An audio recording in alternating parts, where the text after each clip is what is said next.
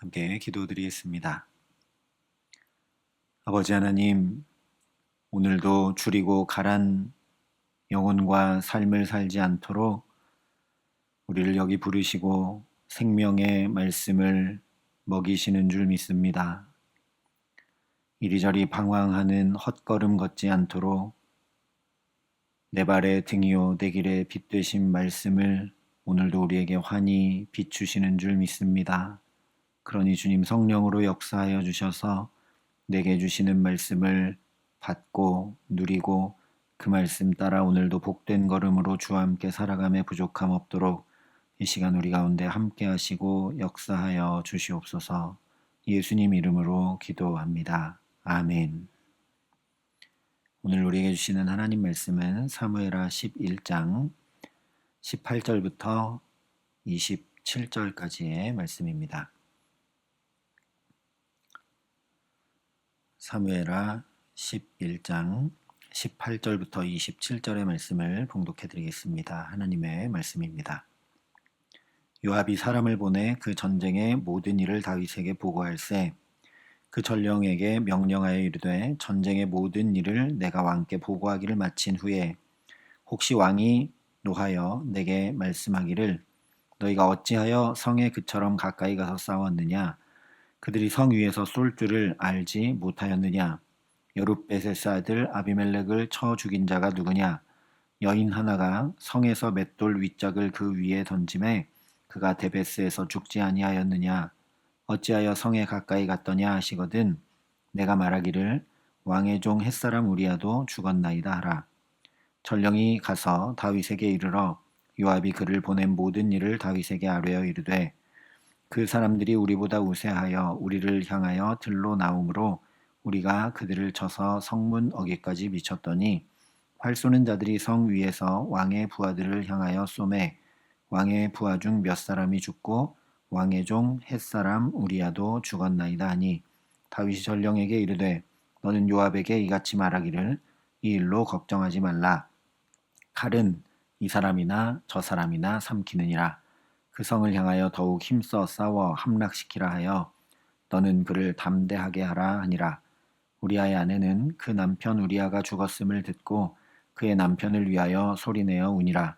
그 장례를 마침에 다윗이 사람을 보내 그를 왕궁으로 데려오니 그가 그의 아내가 되어 그에게 아들을 낳으니라. 다윗이 행한 그 일이 여호와 보시기에 악하였더라. 아멘. 오늘 말씀은 요압이 다윗에게 보낸 전령이 우리아가 죽게 된 사건의 전말을 보고하는 일을 우리에게 전해주고 있습니다. 이 전령의 보고를 보면 일단 윗물이 맑아야 아랫물이 맑다는 우리 속담이 절로 떠오르게 됩니다.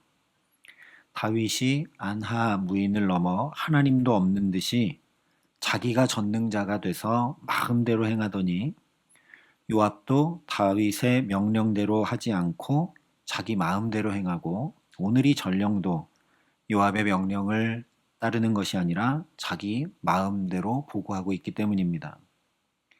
물론 전쟁 중에 적군의 손에 의해 우리아가 죽었다라는 가장 중요한 소식은 충실하게 잘 전하고 있습니다. 하지만 나머지 전투의 내용 등은 상당히 각색하여 전하는 것을 보게 되죠. 실제 전투에서는 요압이 우리아를 필두로 한 병력을 성 근처로 보내서 먼저 암몬 적군을 도발했는데도 불구하고 전령은 정반대로 적군인 암몬이 이스라엘을 먼저 도발하여서 전쟁하게 되었다라고 얘기합니다. 또한 실제 전투는 암몬 성벽 가까이 가서 진행되었는데도 이 전령은 전투가 넓은 들판에서 진행되어서 점점점 저 성까지 진군하게 되었다라고 보고를 합니다. 그러다 보니 성에서 궁병들이 쏜 화살로 인해 부하 몇 사람이 죽었고 우리아도 죽었다라고 마무리를 합니다. 고대 사회에서 전령을 통한 이 구두로 전하는 소식은 발신자의 의도를 훼손하지 않는 범위 내에서 어느 정도 각색되어 될 수밖에 없는 것이 통용되었다고 합니다. 우리도 그렇지만 금방 들은 얘기도 내가 똑같이 잘 못 전하지 않습니까? 그래서 어느 정도는 조금 달라지는 것이 통용이 되었다는 거죠. 그렇다 하더라도 이 전령은 요압이 일부러 자세하게, 게다가 이 얘기를 하면 다윗이 어떻게 반응할 것까지 예측해서 그 입에 할 말을 다 넣어 주었는데 요압이 명령한 대로 행하지 않고 있는 거죠. 분명히 내용은 조금 달라질 수 있지만 내용을 보고 했을 때 다윗 왕이 화를 내면 그때 우리아의 죽음을 전해라 했는데 다윗 왕이 어떤 반응을 보이는지 살피지도 않고 그냥 쭉쭉쭉 보고해서 맨 마지막에 우리아가 죽었다라고 일사천리로 다 보고합니다. 왜 그랬을까요? 요압은 분명 의도하는 바가 있고 그래서 이 전령을 보내면서 꼭 이렇게 해라. 전쟁 상황을 이렇게 보고하면 다윗이 아마도 화를 낼 거다. 그러면 그때 우리아가 죽었다고 얘기해라. 그렇게 강조하며 명령을 내렸는데 전령이 그렇게 하지 않은 이유가 무엇일까? 당연히 자기 목숨 부지하기 위함입니다. 이미 1장에서 살펴봤듯이 사울의 죽음을 전한 전령을 다윗이 지체 없이 처형합니다. 3장에서도 이스보셋의 죽음을 전했던 전령들이 소식을 전하자마자 또 곧바로 처형당합니다. 그러니까 전령 입장에서 요압이 전하라 한 대로 나쁜 소식을 전해서 다윗이 분노하게 되면 안 되지 않겠습니까? 그렇게 되면 자기 목숨은 죽은 것과 다름없습니다. 어떻게 보면 다윗의 반대편 진영, 사울의 진영에 있던 저 아브넬이나 또는 이스보셋이 죽은 일, 사울이 죽은 일을 보고 받을 때마다 이 다윗이 그 전령들을 죽이는, 처형하는 일들이 일어났었습니다. 그런데 지금 이 전령은 다윗의 반대편에 있는 사람의 죽음의 소식을 전하는 것이 아니죠. 다윗이 귀히 여기는 한 사람이 죽은 소식을 전한 전령도 죽었는데 게다가 한 명도 아닌 여러 장수들이 죽은 소식, 그것도 다윗의 명령대로 하지 않아서 죽게 된 소식을 전하면 그 결과는 불보듯 뻔한 일입니다.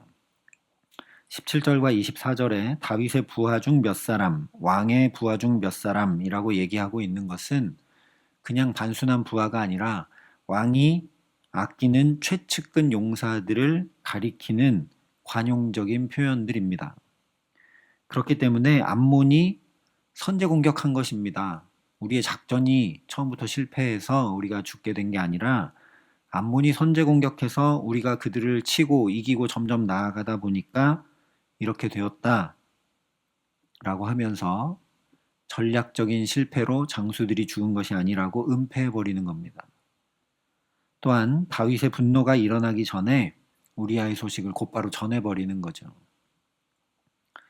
어쨌든 다윗에게 이렇게 전하고 있는 전령의 모습에서 우리가 주목할 만한 두 가지 사실을 알게 됩니다. 첫 번째는 우리아의 죽음이 다윗이 귀히 여기는 다른 장수들이 죽은 모든 소식들을 다 덮고도 남음이 있음을 전령이 분명히 인지하고 있었다는 거죠. 소식을 조금 각색해서 전하긴 했지만 어쨌든 마지막에 우리아가 죽은 소식을 전해서 다윗이 분노하지 않도록 막았습니다. 둘째는 요압이 전하라고 했던 전갈에 숨겨져 있는 다윗을 향한 경고와 협박의 메시지를 잘 알고 있었다는 거죠. 요압이 전하라는 대로 전하면 다윗이 찔리거나 또는 분노할 것이 뻔했기 때문에 전령이 그대로 안 전했다는 겁니다. 이런 전령의 모습을 통해서 성경은 다윗의 죄가 이 왕궁이 아니라 저 멀리 전장에 있던 전령도 알 만큼 그 내막도 알고 그 의도도 알고 속속들이 알 만큼 공공연한 것으로 드러나게 되었고 다윗이 절대적이라고 믿고 행하던 그 권력 체계도 내부적으로 보니까 다 무너져 내리고 있는 것을 보여주고 있는 겁니다. 그런데 이것은 저 먼 옛날 다윗의 이야기가 아니라 고린도전서가 말씀하는 그대로 우리에게 본보기가 되고 우리를 깨우치기 위해 성경이 기록하여 우리에게 전하고 있는 오늘 우리가 들어야 될 말씀이라는 거죠. 자기에게는 안 되는 일이 없고 안 되는 일도 다 되게 할 수 있고 말하는 대로 다 이루어진다는 착각 속에 살기 시작할 바로 그때가 다윗이 영적으로만 아니라 삶으로도 끝도 없는 내리막길을 걷기 시작하는 것임을 성경이 계속 전하며 우리를 깨우치고 있다는 겁니다. 그야말로 교만은 패망의 선봉이요 거만한 마음은 넘어짐의 앞잡이니라 한 말씀 그대로입니다. 그러니 그런즉 선줄로 생각하는 자는 넘어질까 조심하라 한 말씀을 따라 늘 어디서나 누구에게나 겸손히 행하는 우리 모두가 될 수 있기를 바랍니다. 하나님 없이 저는 살 수가 없습니다. 하나님의 은혜가 붙들지 않으면 다윗보다 더 빨리 더 악하게 죄에 빠질 수밖에 없는 존재가 바로 저입니다. 교만이 행치 않도록 성령께서 나를 붙들어 주시고 마음과 생각을 지켜주시고 나와 함께 해달라고 고백하고 오직 주님만 의지하고 주님만 다스리심과 인도하심 아래 살아가는 저와 여러분 될 수 있기를 바랍니다.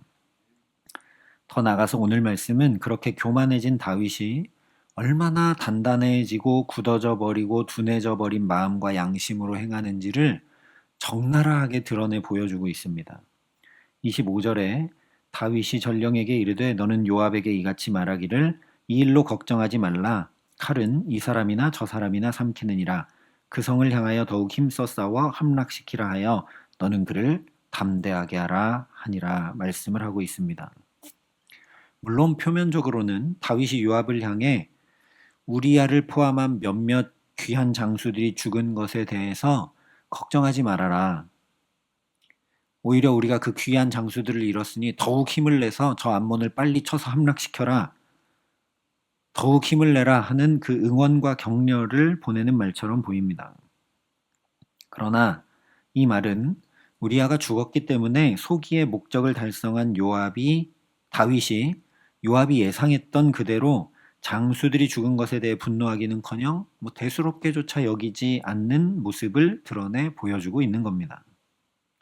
특별히 용사의 죽음과 우리아의 죽음에 대해서 다윗이 뭐라고 얘기하느냐? 칼은 이 사람이나 저 사람이나 삼키느니라 얘기합니다. 그래서 이 말은 전혀 안타까워하거나 슬퍼하는 기색조차 없이 아니 그런 일은 전쟁에서 얼마든지 있을 수 있는 일이 아니냐라고 얘기하고 있는 거죠. 그러나 이것은 요압의 예상처럼 다윗이 계획대로 우리아라는 걸림돌을 제거한 데서 오는 만족에만 빠져 있는 게 아닙니다. 이전에 다윗은 어땠느냐? 사울 집안의 실세이자 출중한 장수인 아브넬이 죽으니까 그를 위해서 온 나라에 애도하라고 명령을 내리고 다윗 자신도 애가를 지어 부르면서 국장을 치렀던 사람입니다. 심지어 원수라고 할 수 있는 사울이 죽었을 때도 애통해하며 애가를 지었던 사람이 다윗이죠. 그런데 그렇게 사무엘하가 시작했는데 지금 11장에 오니까 다윗이 어떻게 됐느냐? 어렵고 괴롭고 힘들 때 그때부터 늘 함께했던 그 충성스럽고 신실한 장수 우리아가 죽었다는 소식을 듣고도 전혀 애통할 줄 모릅니다. 마치 남의 일인 것처럼 별로 대수롭지 않은 일인 것처럼 칼은 이 사람이나 저 사람이나 삼키지 않느냐. 전쟁에서 누구 가려서 적군이 죽이느냐. 닥치는 대로 죽이는 것 아니냐. 라고 얘기한다라는 거죠. 이런 다윗의 모습과 대비해서 26절을 보면 우리아의 아내는 그 남편 우리아가 죽었음을 듣고 그의 남편을 위하여 소리내어 우니라 말씀을 합니다. 예, 밧세바의 눈물이 악어의 눈물일 수도 있겠죠. 그러나 그렇더라도 죽음 앞에 어쨌든 겉 모양이라도 흉내라도 내며 애통할 줄 아는데 다윗은 그 마음이 얼마나 메말라 버렸으면 악어의 눈물을 흘리기는커녕 심지어 그 어떤 애도조차 전혀 없는 것을 보라는 말씀입니다. 물론 고대 절대 권력을 가진 왕이니까 인간적으로 보면 얼마든지 그럴 수 있는 거죠. 그러나 성경은 27절에 다윗이 행한 그 일이 여호와 보시기에 악하였더라 분명하게 말씀을 합니다. 하나님 보시기에 어떠한지 생각하고 살피지 않으면 이 마음과 양심까지도 돌덩이처럼 굳어버리게 되고 그야말로 악인이 되는 것을 보라는 말씀입니다. 재밌는 것은 25절에 다윗이 요압에게 이 일로 걱정하지 말라라고 전하라고 했는데 이 말이 원문 그대로 보면 어떻게 되어 있냐면 이 일이 내 눈에 악하지 않도록 하라 라고 되어 있습니다. 즉 요압을 향해서 이 일을 악하게 보지 말고 그야말로 그냥 전쟁 중에 있는 일 정도로 여기라 라고 단속하고 있는 말이라는 거죠. 다윗은 이 일이 내 눈에 악하지 않도록 하라. 이거 별로 악한 일이 아니다. 괜찮다. 이렇게 얘기하고 있는데 27절은 뭐라고 말씀한다고요? 그 일이 여호와 보시기에 악하였더라. 사람은 악한 일로 보는 게 아니라 대충 덮고 넘어갈 수 있는지 몰라도 하나님은 결코 불의와 악을 용납하지 않으시고 악하다 분명하게 말씀하신다는 겁니다. 그러니 우리도 말로만 무소부재하시며 전능하신 하나님이라 하지 않을 수 있기를 바랍니다. 참으로 모든 것을 아시고 지켜보시는 하나님 앞에 행하며 살 수 있기를 바랍니다.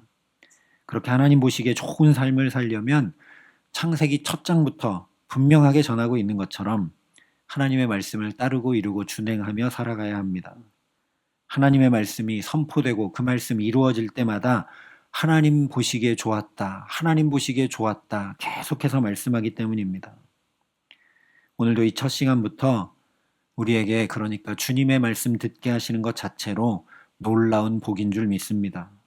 이 복된 말씀을 붙들고 준행하며 이루고자 살아갈 수 있도록 부단히 은혜를 간구하는 저와 여러분 될 수 있기를 바랍니다. 그렇게 악인들의 꾀를 따르지 아니하며 죄인들의 길에 서지 아니하며 오만한 자들의 자리에 앉지 아니하고 오직 여호와의 율법을 즐거워하여 그의 율법을 주야로 묵상하며 살아가기에 참으로 그는 시냇가에 심은 나무가 철을 따라 열매를 맺으며 그 잎사귀가 마르지 아니함 같이 우리 하는 모든 일이 다 형통케 하시는 주님과 함께하는 그 복된 삶 살아가게 하시기를 예수님의 이름으로 간절히 축원합니다. 함께 기도하시겠습니다. 아버지 하나님, 교만한 자리에 악인들의 자리에 서지 아니할 수 있도록 오늘도 우리를 말씀으로 깨우치시고 붙들어 주심을 감사합니다.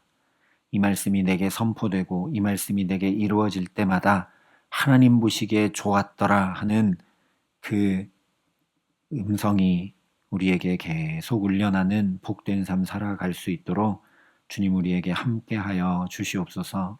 하나님 내 삶을 어떻게 보고 계시는지 늘 면밀히 살피고 그러니 그 주님께 의지하고 의탁하고 간구하며 그 주님 말씀을 생명의 말씀 복된 말씀을 주야로 묵상하는 가운데 참으로 시냇가에 심은 나무가 철을 따라 열매를 맺고 그 잎사귀가 마르지 않는 것처럼 형통한 삶 살아갈 수 있도록 오늘도 이 기도의 시간 우리를 붙드시고 함께 하시고 역사하여 주시옵소서. 이제는 주 예수 그리스도의 은혜와 하나님의 사랑과 성령님의 교통하심이 여기 머리 숙여 그 복된 말씀, 생명의 말씀 따르고 이루고 준행하여 하나님 보시기에 아름다운 삶 살아가기를 소원하고 결단하는 여기 모인 모든 주의 성도들과 사랑의 빛께 보던 교우들과 이 나라 이 민족과 이 귀한 복음을 오늘도 세계 만방에 전하시는 선교사님들 가운데 이제로부터 영원토록 함께 하시기를 간절히 축원하옵나이다. 아멘.